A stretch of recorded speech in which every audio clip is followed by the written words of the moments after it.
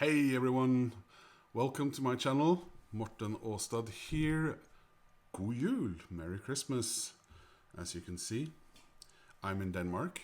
I arrived here about a week ago, and I traveled to Denmark from Oslo, Norway, by train via Gothenburg in Sweden this time. And I went to my favorite Swedish record shop. Well, there is one in Stockholm that I'm also very fond of. But anyway, I went to Bengans, a record shop in Gothenburg, and I thought I would show you what I got. But before I do that, if you would please click like and subscribe, that really helps my channel move along, and it's a nice Christmas present for me, which makes me happy. So, leaving Oslo by train. This time I went through Gothenburg. One of the reasons was that I hadn't been to Sweden. I found out since more or less the same week last year. And also, if I went my normal route, that ferry from Norway that arrives on the west coast of Denmark arrives 14 minutes on Sundays before the last train leaves. And I didn't want to risk it because a taxi from Hirtshals to Skagen is about 1,200 Danish kroner. And yeah, it's a bit insane when the ferry ride is 300 kroner. Anyway, took the train down, went to the train got off at the train station in Gothenburg, got a tram, traveled across town, very close to the ferry terminal. There's a record store there that I think may be a former cinema or maybe a theater. So you enter and there's a cafe there with tables and very nice and very, twee. Then some steps down there and there is a big record store, and I hope that you saw some video from that at the beginning of this video or episode, if you like. I didn't get to film as much as I like because I was carrying a big backpack as well as a plastic bag with various Christmas presents that some of my very nice friends in Oslo delivered to me to bring down to Denmark the day before I left. So if you look underneath the tree there's some Christmas presents. I had some ideas about what I wanted to buy, and I thought, well, I'm going to be, in a record shop in Sweden, so I am going to get some Swedish music, and I'm going to get some Swedish heavy metal. They did not have any of the stuff that I was looking for. In fact, I didn't even have the back catalog of some of the bands, and the other stuff. There's a couple of Swedish heavy metal bands that I've just sort of introduced myself to very lately, and I only listened to their streamed a little bit their latest albums, and so I didn't want a chance getting older stuff, and maybe because that's the thing about me and heavy metal. I love the stuff, but I'm also careful I don't go too far away into that very dark, gloomy, aggressive, negative heavy metal. I don't want to go there. I've discovered some heavy metal in the last few years. I mean very much anyone who listens to anything from synth pop, Depeche Mode. Maybe I listen to Frank Sinatra. Very, very broad taste in music, just not sort of whatever they call soul and R&B now, and definitely no hip hop for me, please. Yeah, I guess I've discovered some new heavy metal over the last few years.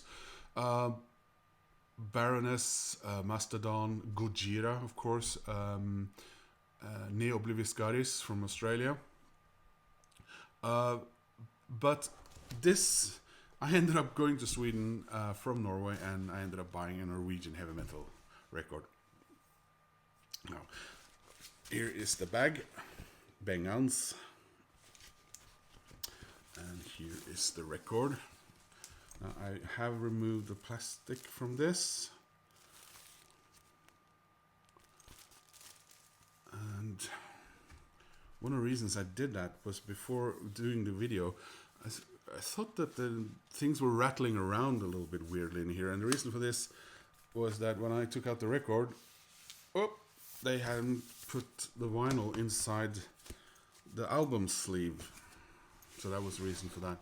So anyway, it is the latest album from a Norwegian heavy metal band, or progressive black metal, Enslaved.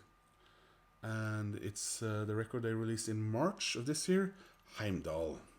So this is most likely the last album that I purchased this year in a record shop, because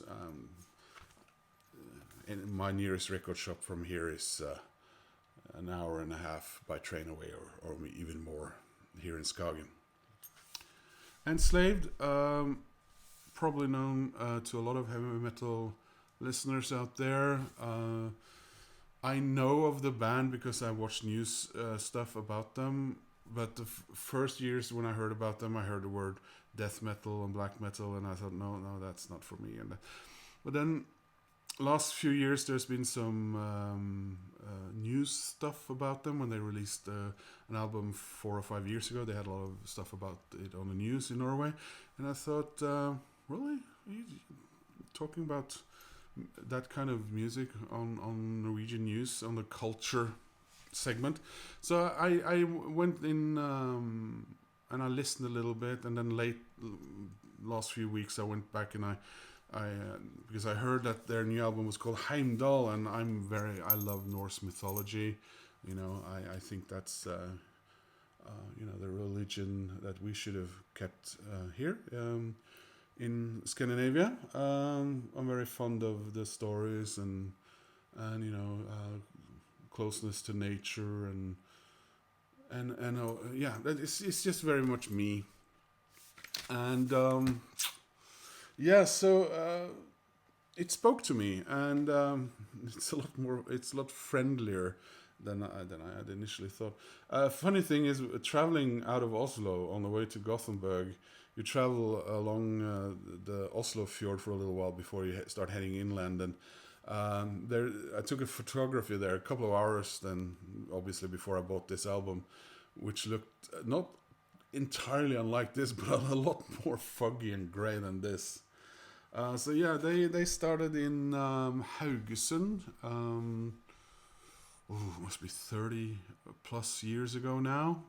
I think they are reduced to 2 original members. They operate out of Bergen on the Norwegian west coast.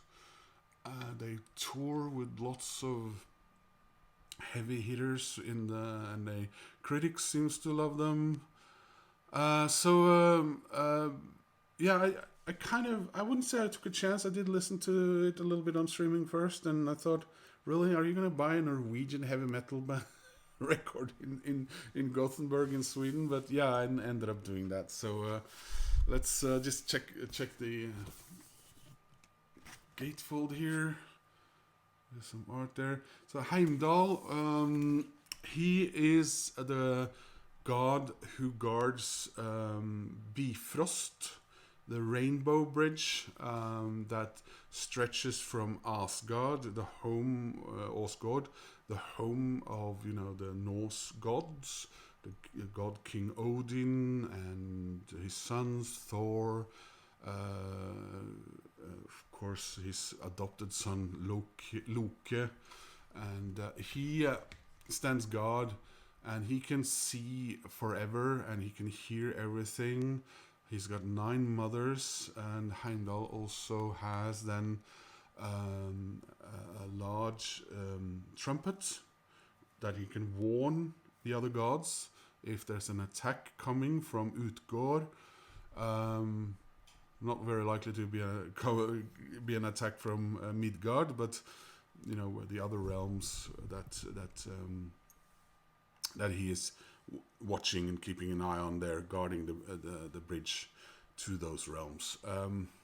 And that horn is called Jallarhorn, which was also the marching band that I was in when I was in school.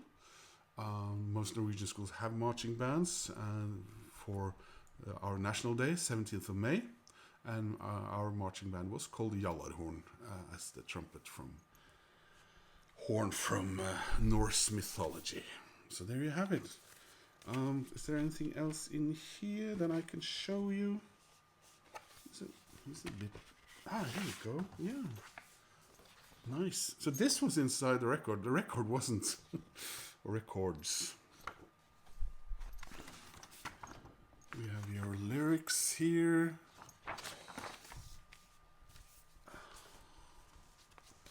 And the records. You have. I wouldn't assume anything, but it looks like these trumpeting figures predates Viking Age. Of course, or they're just modern renditions made to look like helleristninger, as we call it. You know, figures carved into mountains and rock in Scandinavia. But these tend to be from Neolithic times, from before Bronze Age, I would assume. And these big horns that I don't think you've ever found anything in Norway, but you found them in marshes, as offerings to the gods. They also predate Viking Age. I would assume they predate the Iron Age. They're from probably before the Bronze Age collapse. And they are, these very long horns with these flat discs on them, and they've found a lot of them in Denmark. Beautiful things. If you check out hornblæserne, the horn blowers, they're pillars, statues, figures on top of pillars next to the Copenhagen town hall with these horn blowers on them. So yeah, I love this. I love Norse mythology, Norse culture, Scandinavia. I'm a Scandinavian after all. You remember if you've seen any of my other videos. So anyway, guys, Christmas or Yule, as I prefer to call it, is all around me. I love celebrating. I'm on my own, but I do make an effort. So I went shopping today, finally found some glögg, and I found some Swedish glögg. As you can see, it's alcohol free, because in Norway we usually buy Swedish glögg that are you mix it with water and then wine or other spirits. Here in Denmark, they tend to have mostly glögg pre-made with wine in it, and I don't like the taste of that so much. Because I do what my dad did. I mix it with vodka and then almonds. No raisins in my glögg, please.